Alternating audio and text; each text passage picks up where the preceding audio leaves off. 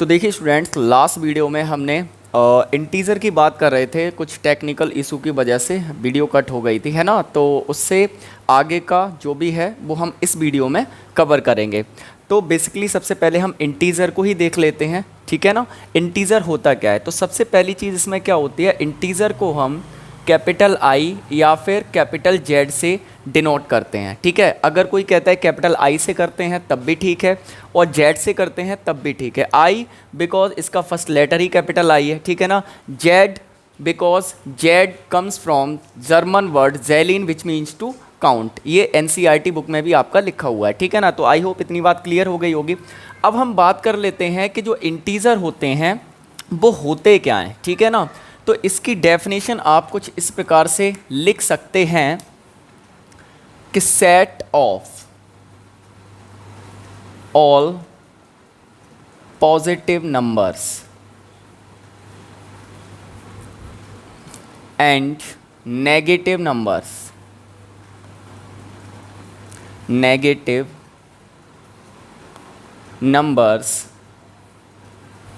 Including zero are called integer.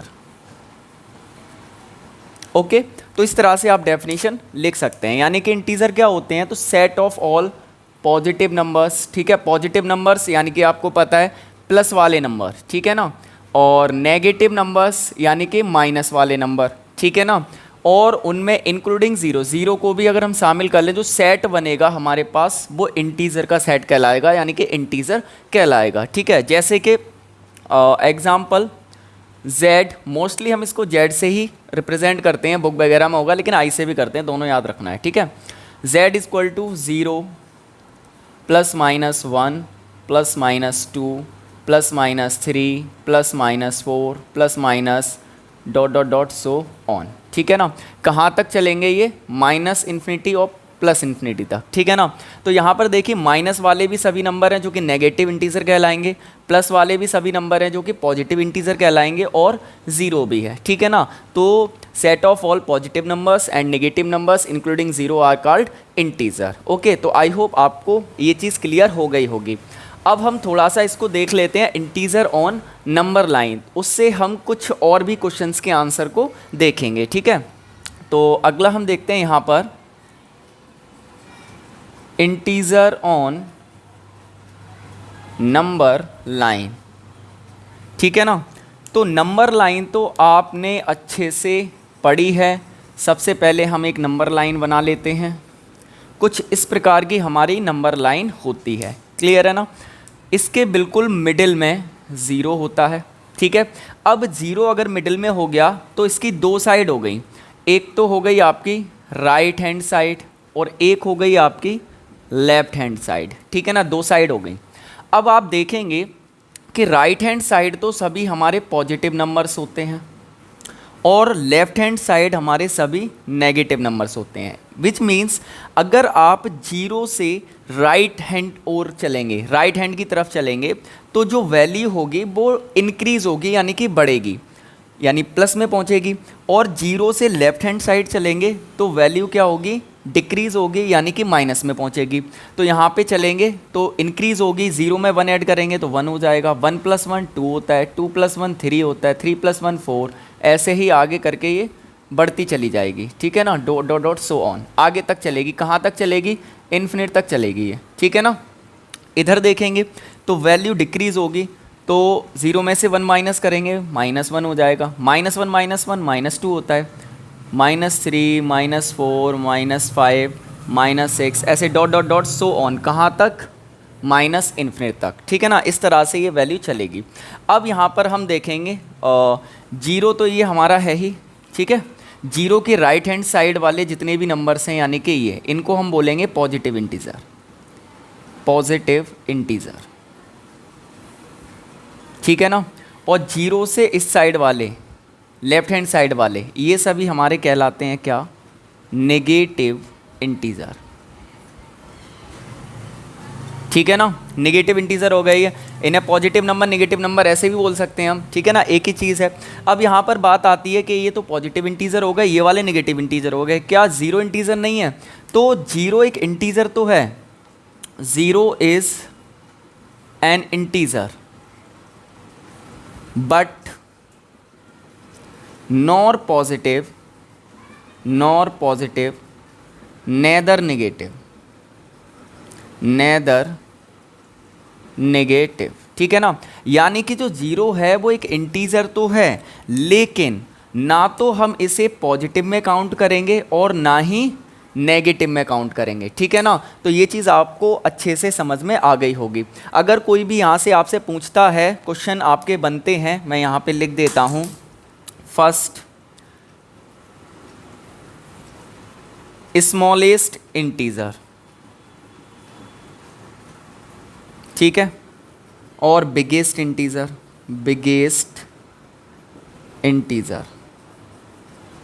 ठीक है। Next बनेगा स्मॉलेस्ट पॉजिटिव इंटीजर, ठीक है, और अगला बनेगा आपका बिगेस्ट नेगेटिव इंटीजर। बहुत ही ज़्यादा इम्पोर्टेंट क्वेश्चंस हैं ये आपके, जो कि पूछे जाते हैं और बच्चे इनमें कंफ्यूज हो जाते हैं, ठीक है। अब देखिए, स्मॉलेस्ट इंटीजर की बात हो रही है, अगर आप जीरो के इस साइड चल रहे हैं तो वैल्यू क्या हो रही है, इंक्रीज़ हो रही है, और जीरो के लेफ्ट हैंड साइड चल रहे हैं तो डिक्रीज़ हो रही है। मतलब बड़ा किस साइड होगा, इस साइड होगा, छोटा इस साइड होगा। तो हमसे स्मॉलेस्ट पूछा, तो स्मॉलेस्ट सबसे छोटा क्या हो रहा है, माइनस इन्फिनिटी कहाँ तक होगा, काउंट नहीं कर सकते आप, तो इसे आप लिख देंगे डज नॉट एग्जिस्ट ही नहीं करता, या फिर नॉट डिफाइन सीधा। बिगेस्ट इंटीजर, तो बिगेस्ट इस साइड पूरा पहुंचेगा, ठीक है ना, तो कहाँ तक, इन्फिनिट तक। इसका मीन सी क्या होगा, डज नॉट एग्जिस्ट, यानी कि डिफाइन आप नहीं कर सकते, एग्जिस्ट ही नहीं करता है, ठीक है। अब यहाँ पर इंपॉर्टेंट क्वेश्चन की बात आती है, स्मॉलेस्ट पॉजिटिव इंटीजर। तो पॉजिटिव इंटीजर हमारे ये वाले हैं सभी, तो कहाँ से शुरू हो रहा है, ये 1 से ही तो शुरू हो रहा है, तो स्मॉलेस्ट पॉजिटिव इंटीजर हो जाएगा हमारा क्या, 1, ठीक है ना। और बिगेस्ट नेगेटिव इंटीजर, तो भाई देखो, अगर आप इस साइड अगर चल रहे हैं तो वैल्यू क्या हो रही है, डिक्रीज हो रही है, तो सबसे बड़ा जो होगा वो इस साइड ही तो होगा, है ना। तो -1 क्या हो जाएगा, सबसे बड़ा हो जाएगा नेगेटिव इंटीजर, क्योंकि आप जानते हैं -1 और -5 दोनों में कौन सा नंबर बड़ा होगा, तो -1 बड़ा होगा, ठीक है ना। यानी कि नेगेटिव नंबर जितना देखने में छोटा होगा उतना ही बड़ा होगा, और जितना देखने में बड़ा होगा उतना ही वो छोटा होगा। नेगेटिव का मतलब होता है कि भाई कर्जा, और जो जितना ज़्यादा कर्जे में डूबा होगा वो उतना छोटा आदमी होगा, ठीक है। तो यहाँ पर ये चीज़ आपको याद रखनी है। तो 4 क्वेश्चन आपके यहाँ से ये बन गए। अब 2 क्वेश्चन और मैं बता देता हूँ यहाँ पर, कि जो हमारे पॉजिटिव इंटीजर्स होते हैं इनको हम डिनोट करते हैं Z+ से, ठीक है ना। यानी कि पॉजिटिव इंटीजर की बात हो रही है तो इसको हम Z+ से डिनोट करेंगे, जैसे इंटीजर को I या फिर Z से करते हैं, वैसे ही नेगेटिव इंटीजर को हम डिनोट करते हैं Z- से, ठीक है ना। इस तरह से हम इनको क्या करते हैं, डिनोट करते हैं। आई होप आपको ये सारी चीज़ें क्लियर हो गई होंगी। चलिए अब हम आगे बढ़ते हैं, और आगे हम देखेंगे कि कोई भी रूट वाला नंबर है उसकी वैल्यू हम कैसे फाइंड करें। तो देखिए स्टूडेंट्स, अब हम बात करते हैं कि जो अंडर रूट वाले नंबर्स होते हैं उनका स्क्वायर रूट कैसे फाइंड करेंगे। मोस्टली इसमें 2 तरीके के नंबर होते हैं। जैसे कि सपोज़ करो मैंने आपसे कहा √1 की वैल्यू कितनी होती है, तो आप बता देंगे ईजिली सर 1 होती है। अगर आपसे पूछा जाए √4 की वैल्यू कितनी होती है, तो आप ईजिली बता देंगे कि सर 2 होती है। अगर ऐसे ही पूछा गया √25 की वैल्यू कितनी होती है, तो आप बता देंगे कितनी, 5 होती है। क्यों बता देंगे, क्योंकि ये सभी आपके क्या है, परफेक्ट स्क्वायर हैं, ठीक है ना। 5 का स्क्वायर 25, 3 का 9, 4 का 16, ऐसे करके, ठीक है। लेकिन वहीं अगर पूछा जाए कि बताओ भाई √2 की वैल्यू कितनी होगी, √3 की वैल्यू कितनी होगी, √5 की वैल्यू कितनी होगी, √6 की वैल्यू कितनी होगी, तो आप कैसे फाइंड करेंगे, कैसे इसको कैलकुलेट कर पाएंगे। इसके लिए बेसिकली हम एक फॉर्मूले पर बात करेंगे, और बहुत ही आसान फार्मूला है, उसका यूज़ करके आप किसी भी इम्परफेक्ट स्क्वायर की वैल्यू फाइंड कर सकते हैं, यानी कि अंडर रूट में ऐसा नंबर जो किसी का परफेक्ट स्क्वायर नहीं है। ठीक है, उसके लिए आपको क्या करना है, सबसे पहले जो भी आपको इम्परफेक्ट स्क्वायर रूट में दे रखा है उसको दो पार्ट्स में तोड़ना है, x प्लस माइनस बाई में। जहाँ पर आपको एक चीज़ देखनी है कि जो आपका x होगा यानी पहला वाला जो नंबर होगा वो किसी का परफेक्ट स्क्वायर होना चाहिए। ठीक है, उसके बाद आप इसको यूज़ करेंगे under root x plus minus by upon two under root x. ठीक है, ये फॉर्मूला आपका बन जाता है, इसको आप याद रखेंगे। मैंने यहाँ पर दोनों साइन लिए हैं, अगर आप यहाँ पे प्लस का साइन लेते हैं तो यहाँ भी प्लस आएगा, यहाँ पे माइनस लेते हैं तो यहाँ भी माइनस आएगा। ठीक है, इसको एग्जाम्पल से समझेंगे तो और भी अच्छे से क्लियर हो जाएगा आपका। ठीक है, जैसे हमें सपोज़ करो अंडर रूट टू की वैल्यू चाहिए। ठीक है, तो अंडर रूट टू को क्या हम ऐसे नहीं लिख सकते हैं, अंडर रूट टू के पास कौन परफेक्ट स्क्वायर होता है, 1, तो 1 में क्या करें, ऐड कर दें 1 तो 2 हो जाता है, तो अंडर रूट टू को अंडर रूट 1 + 1 लिख सकते हैं। ठीक है ना, तो ये वाला जो है वो x हो गया और दूसरा वाला y होता है हमारा। तो आगे क्या है, अंडर रूट x, तो यानी अंडर रूट 1 हो जाएगा और 1 का रूट 1 ही होता है। ठीक है, प्लस यहाँ लिया है तो यहाँ भी प्लस लेंगे, y कितना है, 1 ही है यहाँ पे, upon 2 multiply under root x, under root 1 का मतलब 1 ही हो जाएगा। तो ये हो जाएगा आपका 1 + 1 अपॉन 2 1 = 2, 2 1 = 2, 2 + 1 कितना हो जाएगा, 3/2। डिवाइड करेंगे 2 1 = 2, कितना बचेगा, 1 बचेगा, यहाँ से पॉइंट लगाओ 10, 2 5 = 10। ठीक है, तो अंडर रूट 2 की वैल्यू आ गई कितनी, 1.5। ये अप्रॉक्सीमेट वैल्यू होती है, अगर आप मोबाइल के कैलकुलेटर से कैलकुलेट करेंगे तो 1.414 कुछ आ जाएगी ऐसे करके। ठीक है ना, तो अप्रॉक्सीमेट होती है क्योंकि ये इरेशनल नंबर होते हैं। ठीक है ना, इनकी वैल्यू कैलकुलेट नहीं होती पूरी, तो हम अप्रॉक्सीमेट वैल्यू फाइंड करते हैं। ठीक है ना, चलिए ऐसी अंडर रूट 3 की अगर आपको वैल्यू चाहिए तो अंडर रूट 3 की वैल्यू आप कैसे निकालेंगे, तो आप देखेंगे इसको दो तरीके से कर सकते हैं। एक तो 1 के भी पास है और 4 के भी पास है, 4 भी परफेक्ट स्क्वायर होता है, 1 भी। चलो 1 से हमने एक कर लिया, 4 से कर लेते हैं। तो यहाँ पे हमने लिखा 4, अब 4 में प्लस करें या माइनस करें कि 3 आ जाए, तो भाई -1 कर दो आप। ठीक है ना, तो 3 आ जाएगा, 4 - 1 3 होता है। अब ये वाला तो x हो गया और ये वाला y हो गया। ठीक है, आगे सॉल्व करेंगे, क्या अंडर रूट x तो अंडर रूट 4 हो जाएगा, और 4 किसका स्क्वायर होता है, 2 का। यहाँ पे माइनस लिया है तो यहाँ भी माइनस लेंगे। आगे कितना है, 1 अपॉन, ठीक है ना, 2 मल्टीप्लाई अंडर रूट x, और अंडर रूट x का मतलब 4, 4 किसका, 2 का स्क्वायर होता है। तो ये हो जाएगा 2 - 1 अपॉन 2 2 जा कितना, 4, तो 4 2 जा हो जाएगा 8, 8 में से 1 माइनस कर देंगे, कितना बचेगा, 7 अपॉन कितना, 4। ठीक है, डिवाइड करो तो 4 बन जा कितना, 4 बचेगा, 3 हो जाएगा यहाँ से ना, 3 बच जाएगा, 4 बन जा 4 होता है, तो पॉइंट लगाएंगे 30 हो जाएगा, 4 7 = 28। ठीक है, कितना बचा, 2 बचा, तो 4 2 = 8 4 5 = 20, तो 1.75। ठीक है, तो रूट 2 की आई 1.5 और रूट 3 की कितनी आ गई, 1.75। अप्रॉक्सीमेट वैल्यू होती है। ठीक है, ऐसी अगर मैं अंडर रूट 5 की वैल्यू फाइंड करूं तो अंडर रूट 5 को भी तो मैं लिख सकता हूं 4 + 1 ऐसे करके। ठीक है ना, क्योंकि 4 पास पड़ेगा, अगर आगे जाएंगे 9 तो 9 थोड़ा दूर हो जाएगा, हमें पास वाली वैल्यू लेनी रहती है, ईजी हो जाता है उससे। ठीक है, तो आगे क्या होगा, अंडर रूट x यानी कि 2 हो जाएगा। ठीक है, x ये वाला और दूसरा वाला y, अंडर रूट में करेंगे 2 हो गया। इसीलिए ये वाला मैंने बताया था आपको ऐसा लेना है जो परफेक्ट स्क्वायर हो आसपास। ठीक है, तो प्लस लगाया, प्लस लगाएंगे, आगे कितना हो जाएगा, 1 अपॉन 2 अंडर रूट x, कितना हो जाएगा, 2, क्योंकि रूट x यानी रूट 4 2 ही होता है। तो ये हो जाएगा 2 + 1 अपॉन 2 2 जा कितना हो जाएगा, 4, ये हो जाएगा 4 2 जा 8 + 1 कितना, 9 अपॉन 4, तो ये हो जाएगा 4 2 जा 8, कितना बचेगा, ऐसे 1, पॉइंट लगाओ 10, 4 2 जा 8, 2 बचेगा, पॉइंट लगाया, 4 5 = 20, तो इसकी वैल्यू आ गई 2.25। ठीक है ना, तो इस तरह से हम किसी भी इम्परफेक्ट स्क्वायर का रूट निकाल सकते हैं। ऐसे ही अंडर रूट 6 की वैल्यू कितनी होगी आप कमेंट सेशन में बताइए। ठीक है, तो देखिए स्टूडेंट्स, अब हम बात करते हैं यहाँ पर law of exponents of real number की। ठीक है ना, जो कि हमारी लास्ट एक्सरसाइज में यूज़ होंगे। ठीक है ना, तो यहाँ पर सबसे पहला है हमारा a⁴m इंटू a⁴n। ठीक है, इक्वल टू होता है a⁴m + n। ठीक है, इसका एक एग्ज़ाम्पल भी हम लेंगे। ठीक है, ताकि चीज़ें क्लियर होती रहें। सपोज़ करो यहाँ पे है 2⁵ मल्टीप्लाई 2⁵ 3, ठीक है। तो यहाँ पर आप देखेंगे अगर बेस सेम है पावर अलग अलग है तो पावर क्या होती हैं, ऐड हो जाती हैं। तो यहाँ पर बेस सेम है 2 की पावर 5 2 की पावर 3 मल्टीप्लाई हो रहा है तो इनकी जो पावर है वो क्या हो जाएंगी, ऐड हो जाएंगी, यानी 2 की पावर 5 प्लस 3 यानी 2 की पावर कितना 8। अब इसको कैलकुलेट करके आप लिख सकते हैं, इतना भी ठीक है ना। चलिए सेकंड हमारा है a की पावर m मल्टीप्लाई बाई, या फिर ऐसे कर लेते हैं की होल पावर n, ठीक है।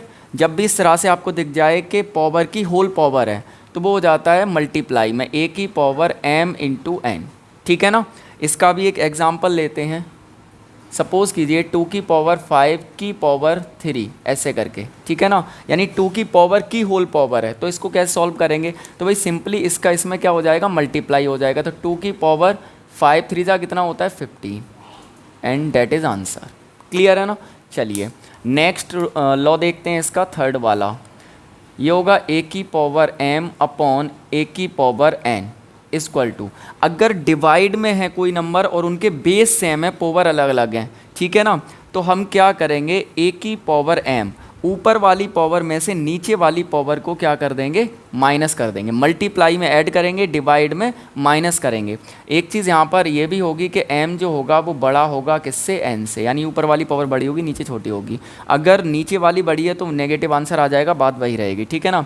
इसका भी एक एग्जाम्पल लेते हैं। सपोज़ करो 2 की पावर 5 अपॉन 2 की पावर 3 ऐसे ही ले लेते हैं हम, ठीक है ना। अब यहाँ पर आप देखें तो दोनों का बेस 2 है, डिवाइड हो रहा है, तो हम क्या करेंगे, 2 की पावर ऊपर वाली पावर में से नीचे वाली पावर को क्या कर देंगे, माइनस कर देंगे।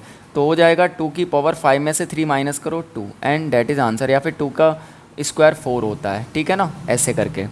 नेक्स्ट फोर्थ वाला देखेंगे। फोर्थ वाला क्या है हमारा, तो फोर्थ वाला है हमारे पास a की पावर m इंटू b की पावर m, ठीक है ना। यानी कि जब बेस अलग अलग हों और पावर सेम हो तो बेस की मल्टीप्लाई बेस में हो जाती है। तो a मल्टीप्लाई b की पावर m, क्योंकि पावर एक ही बार लिखेंगे हम अगर सेम है तो। इसका भी एक एग्जांपल लेंगे हम। सपोज़ करो 2 की पावर 3 मल्टीप्लाई 3 की पावर 5 ऐसे करके है, या फिर यहाँ पे 3 करते हैं, पावर सेम है ना, ठीक है। तो इसको अगर हम सॉल्व करें तो देखिए बेस इनके अलग अलग हैं लेकिन पावर क्या है, सेम है। तो सीधा हो जाएगा 2 मल्टीप्लाई 3 की पावर कितना 3, यानी बेस अलग अलग है, पावर सेम है, तो पावर सेम एक बार लिख लेंगे और दोनों का बेस का मल्टीप्लाई कर देंगे। तो 2 3 जा कितना होता है 6 की power 3 and that is answer. Clear है ना। चलिए एक और मैं बता देता हूँ जो कि मोस्टली यूज़ होती है, ठीक है। x की पावर -1 इक्वल टू होता है x 1/x, ठीक है। यानी इसको ऐसे लिख सकते हैं और इसको ऐसे भी लिख सकते हैं। जैसे एग्जांपल अगर मैं एक लूँ, यहाँ लिखा है 5 की पावर -2, ठीक है, और इसकी पावर नेगेटिव है और हमें पॉजिटिव बनानी है, तो हम लिख देंगे 1/5 की पावर 2, ठीक है। क्लियर है ना। अगर कहीं पे लिखा है 1/2 की पावर -3, पावर अगर नेगेटिव है अपॉन में, तो जो नंबर है उसको ऊपर पहुंचा दो, 2 की पावर कितना हो जाएगा 3, ठीक है ना। बात एक ही है, इधर ये है तो ये लिख दो, ये है तो ये लिख दो, ठीक है ना, सिंपल है। तो इस तरह से हम कर सकते हैं, ठीक है। तो ये आपके law of exponent of real number है, जिससे आपकी एक्सरसाइज जो लास्ट वाली है उस वो आप लगाएंगे। इसका स्क्रीनशॉट ले लीजिए और ये आपको अच्छे से याद होने चाहिए। आई थिंक आपके इस चैप्टर का पूरा कंसेप्ट क्लियर हो चुका है। अगर कोई भी आपका डाउट है तो आप कमेंट सेशन में पूछ सकते हैं, और टेलीग्राम चैनल हमारा ज्वाइन कर सकते हैं, जो कि आपका लिंक डिस्क्रिप्शन में मिल जाएगा। वहाँ पर भी आप अपने डाउट को पूछ सकते हैं, कोई भी प्रॉब्लम अगर आती है, ठीक है। और वहाँ पर PDF वगैरह भी मिल जाते हैं, वो भी आप वहाँ से ज्वाइन करके डाउनलोड कर सकते हैं। तो चलिए मिलते हैं आपसे एक नए वीडियो में इस चैप्टर की एक्सरसाइज के साथ। तब तक के लिए कीप स्टडी।